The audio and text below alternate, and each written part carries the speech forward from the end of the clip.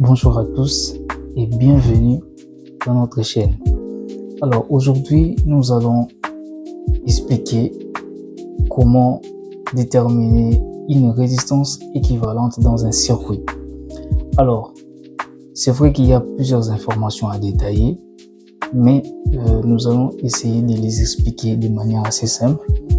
Donc, chacune de ces informations sera expliquée de manière séparée, c'est-à-dire chacune de ces informations aura une vidéo adaptée dans laquelle nous allons vraiment expliquer de manière approfondie tous les détails qu'il faut. Alors, notre objectif aujourd'hui, c'est de déterminer la résistance équivalente dans ces circuits. Plusieurs élèves, tout comme étudiants, se posent tant de questions sur ce genre de choses. Alors, l'objectif n'est pas d'inventer des choses, mais c'est de prouver. Parce qu'en science, on cherche à prouver. Donc, il faut justifier la réponse, justifier chaque étape afin que cela soit cohérente.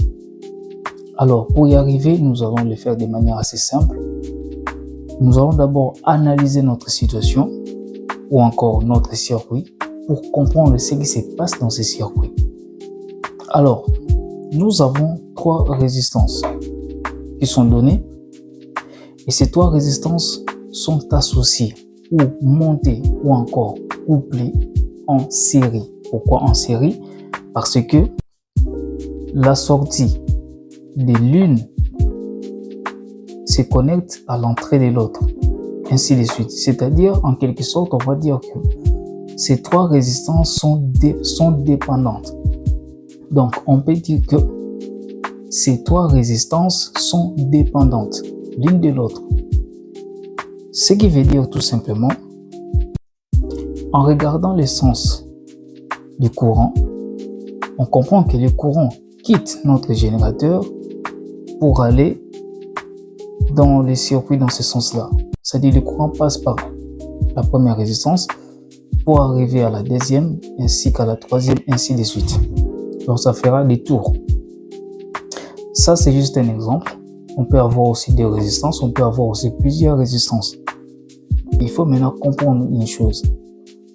Lorsque les résistances sont montées en série, qu'est-ce qui se passe-t-il? Nous allons prendre l'exemple des deux lampes. Nous considérons deux lampes qui sont montées en série. On peut prendre un exemple simple, c'est-à-dire on prend le cas d'un interrupteur. Nous avons la phase qui est là, qui entre. Et ici, nous avons les retours lampes. Bon, généralement, on utilise une autre couleur, mais rien n'empêche, on peut prendre ça, c'est pas grave. Et nous avons notre neutre qui est là. Donc, on va comprendre que ça, c'est une source de tension. Alors, cette source va produire l'électricité ou bien va produire le courant électrique. Le courant électrique va parcourir le circuit tout entier. Je place une flèche, donc ça, c'est le sens du parcours du courant. Ça, c'est la lampe numéro 1 et ça, c'est la lampe numéro 2. Alors, qu'est-ce qui va se passer? Lorsque j'appuie sur l'interrupteur, le circuit sera fermé. Donc, le circuit va se fermer et le courant va passer. Ainsi de suite. Si j'appuie à nouveau sur l'interrupteur, dans l'autre sens, il y aura coupure. C'est-à-dire, le courant ne va plus passer. Maintenant, l'objectif est de comprendre le fonctionnement de ces deux lampes. Or, ces deux lampes sont montées en série. Ce qui veut dire tout simplement que si par exemple, au départ, on avait un courant de 10 ampères, ici, le courant sera le même. Mais la tension, par exemple, on peut placer la borne A, la borne B. Donc, la tension d'alimentation entre les bornes A et B, par exemple, 230 volts. Cette lampe va consommer une tension qui sera différente à la tension de celle-ci. Donc, on va comprendre que le fonctionnement de ces deux lampes nous montrera tout simplement que les courants qui circulent dans le circuit sera toujours le même. Mais la tension ne sera pas la même. Donc, on comprend que ces deux tensions ne sont pas les mêmes. Elles sont différentes, mais les courants seront les mêmes. On va les démontrer. Alors, c'est le même principe, c'est-à-dire que deux éléments, lorsqu'ils sont montés en série, c'est-à-dire qu'ils sont parcourus par un même courant ou une même intensité du courant électrique, mais différentes tensions. C'est-à-dire, tout simplement, ici, les courants qui circulent dans ces circuits est les mêmes partout. Mais la tension d'alimentation, au départ, est la même. Mais arrivé au niveau de ces groupes de résistance, la tension sera divisée en plusieurs portions. Mais sauf que ces portions-là ne seront pas égales. Donc, elles ne seront pas identiques. Mais leur somme va nous donner forcément la tension qu'on avait dès le départ.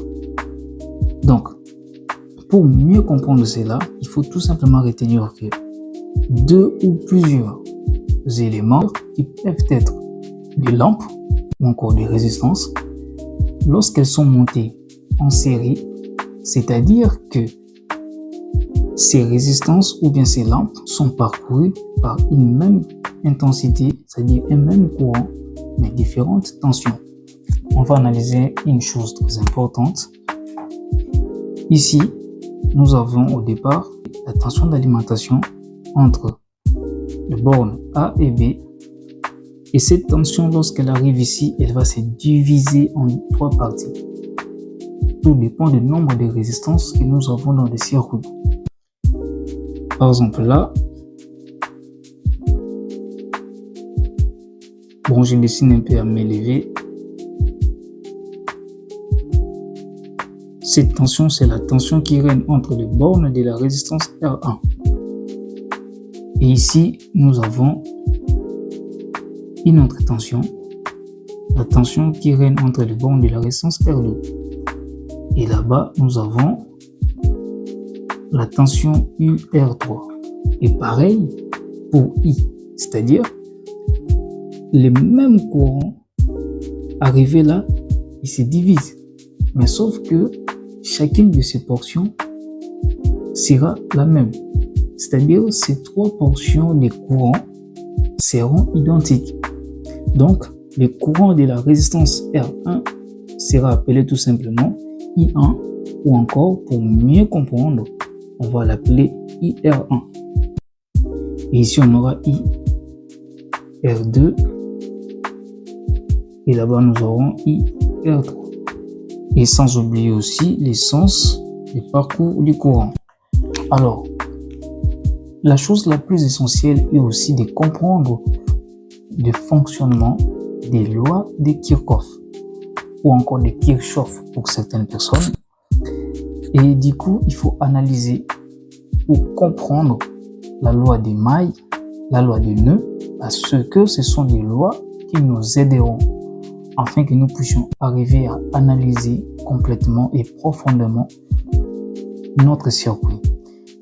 Ensuite, il faut aussi comprendre le fonctionnement de la loi d'Ohm première forme, qui nous dit tout simplement que dans un récepteur ohmique, la tension entre les bornes de cette résistance est égale tout simplement au produit de la résistance par le courant qui traverse ces récepteurs. Donc, ce qui veut dire que, en titre de rappel, donc nous avons la tension est égale à Ri, donc résistance multipliée par le courant. En fait, pour de nombreuses personnes, cette formule apparaît simple, mais plusieurs d'entre ces personnes-là ignorent plusieurs détails cachés derrière cette formule. Nous allons faire une vidéo plus tard dans laquelle nous allons expliquer profondément l'origine ainsi que d'autres détails cachés derrière cette formule. Alors, on sait très bien que plusieurs résistances sont montées en série, ce qui veut dire que ces résistances-là sont parcourues par un même courant, mais différentes tensions. Donc, mathématiquement, nous allons expliquer ça. Donc, mathématiquement, on fera le courant de la résistance R1 sera égal au courant de la résistance R2 sera égal au courant de la résistance R3. Donc, comme ces trois courants sont les mêmes, on aura toujours I. Je peux appeler première relation. Pourquoi? Parce que tous ces courants sont égaux. Donc, ils sont identiques.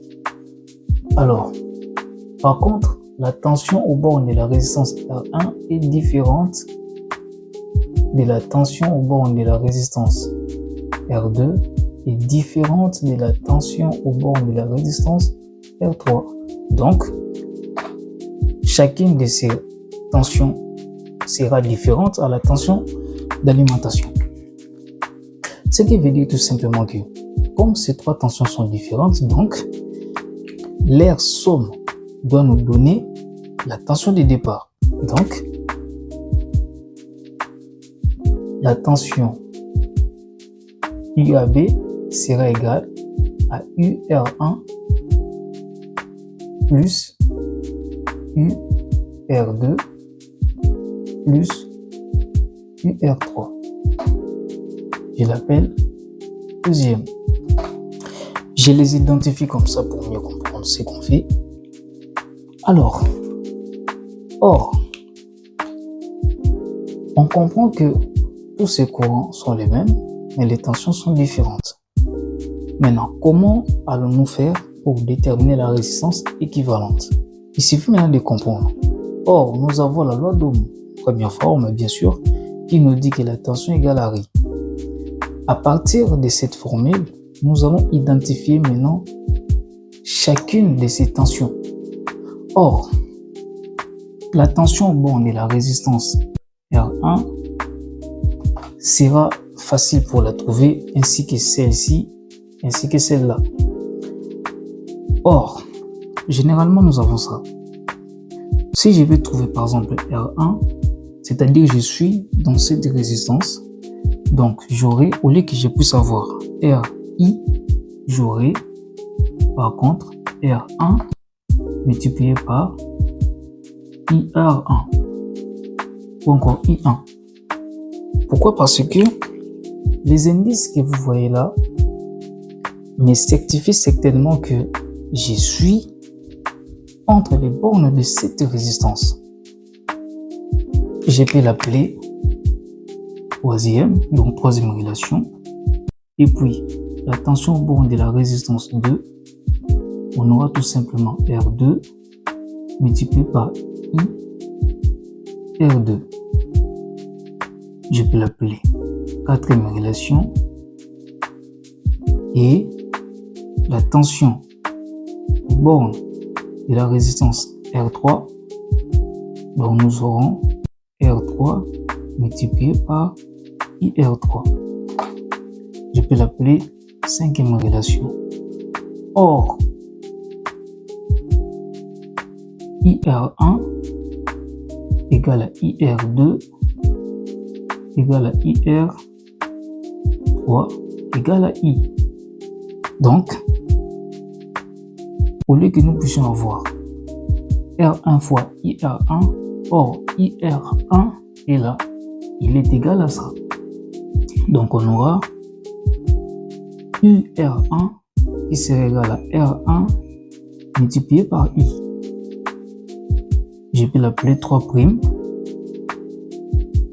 Ensuite, UR2 sera égal à R2 multiplié par IR2 qui vaut également I, je peux l'appeler 4'. Et puis, nous aurons UR3 qui sera égal à R3 multiplié par IR3 qui vaut I. Donc, on aura seulement ça. Je peux l'appeler 5'. Voilà. Maintenant, on va remplacer nos trois relations dans la deuxième relation. Pourquoi dans la deuxième relation? Parce qu'on veut vraiment prouver réellement est-ce que si on remplace en trouvant chacune de ces résistances de manière indépendante, est-ce qu'en les remplaçant, on trouvera la même tension, on trouvera la même réponse? C'est pourquoi je suis en train d'insister, parce que en science, il faut prouver, il faut justifier la réponse pour montrer vraiment que celle-ci est cohérente. Donc, on dira tout simplement que 3', 4', et puis 5' dans 2. Donc, on prend cette relation, celle-ci, les trois dans la deuxième. UAB qui sera égal à UR1. Or, UR1, c'est ça là. Donc, nous aurons R1 multiplié par I plus R2 multiplié par I plus R3 multiplié par I. Mathématiquement, on va comprendre que I, c'est les mêmes courants. Donc, on peut les mettre en évidence. C'est-à-dire, on aura IAB qui sera égal, mettre un terme en évidence, cela veut dire tout simplement, par exemple, j'écris I multiplié par 1 sur I. C'est ça, mettre un terme en évidence, c'est-à-dire on va les simplifier. Donc, on va rester avec 1. Donc, 1 fois 1 égale à 1, divisé par 1 égale à 1. Ce qui veut dire que lorsqu'on met un terme en évidence, là où le terme s'est trouvé, on restera avec 1. Donc, il sort. On restera avec R1 multiplié par 1. R1 multiplié par 1 qui donne toujours R1, pareil que là, donc on aura toujours la même chose. R2 plus R3. Je peux l'appeler sixième relation. Or, la tension borne de la résistance dans l'ensemble de la tension d'alimentation est égale à RI. Là, on connaît. Alors, cette résistance, c'est celle dont on a besoin. C'est celle qu'on cherche. Donc, elle sera appelée la résistance équivalente du circuit. Alors, dans ce cas, je peux l'appeler par exemple septième relation. Alors, c'est très simple. On va remplacer 7 dans 6. C'est-à-dire, à la place de UAB qui est là, on va remplacer par la résistance équivalente multipliée par I. Donc, nous aurons la résistance équivalente multipliée par le courant I, qui sera égal à I facteur de R1 plus R2 plus R3. J'insiste, ça c'est juste un exemple d'un circuit comprenant 3 résistances. On peut en avoir 2, on peut en avoir 4, 5, 6, ainsi de suite. Et donc, mathématiquement, on va comprendre que lorsqu'on voudra déterminer la résistance équivalente, les I vont se simplifier. Pourquoi? Parce que en déterminant la résistance équivalente, les I qui est comme le coefficient, c'est-à-dire il multiplie la résistance équivalente, il deviendra le dénominateur. En devenant dénominateur, ils vont se simplifier les deux. Donc, on aura I sur I. Donc, on va les faire tranquillement pour aider tout le monde à comprendre. la résistance équivalente sera égale I facteur de R1 plus R2 plus R3 sur I. Donc, ils vont partir. Voilà. Donc, on restera seulement avec la résistance équivalente du circuit qui sera égale à R1 plus R2 plus R3. Alors, pour le cas de n-ième résistance, c'est-à-dire nous avons un nombre illimité de résistances, c'est-à-dire un nombre qu'on ne connaît pas. Alors dans ces cas, on peut faire tout simplement la résistance équivalente sera égale R1 plus R2 plus R3 plus Rn. Pourquoi? Parce que Rn veut dire tout simplement la n-ième résistance. C'est-à-dire, nous pouvons avoir même 10 résistances. Nous pouvons en avoir même 100. Donc, tout dépend de l'énoncé. On ne peut pas forcément avoir 3 résistances ou 2. Il est préférable de maîtriser cette formule. Mais aussi, on peut aussi utiliser la résistance équivalente qui sera égale à la somme des résistances que nous avons. Égale à 1 par exemple, N. Donc, lorsque le I est égal à 1, on aura R1. C'est-à-dire si nous avons par exemple plusieurs résistances, par exemple 3 résistances, on peut quitter les 1 jusqu'à 3. Donc R1 plus R2 plus R3. Au cas où nos résistances sont identiques, c'est-à-dire par exemple R1 égale à R2 égale à R3, au lieu qu'on puisse avoir REC qui sera égal à R1 plus R2 plus R3. Donc on aura Rn plus Rn plus Rn. D'où nous aurons la résistance équivalente qui sera égale Rn plus Rn plus Rn. Donc nous avons 3 Rn. 3 Rn. Maintenant, la différence est juste que au cas où nous avons un nombre illimité, c'est-à-dire la n-ième résistance, il faudra maintenant comprendre une chose, que les 3 que nous avons représentent n, qui est juste le nombre de résistances. Donc, n est le nombre de résistances.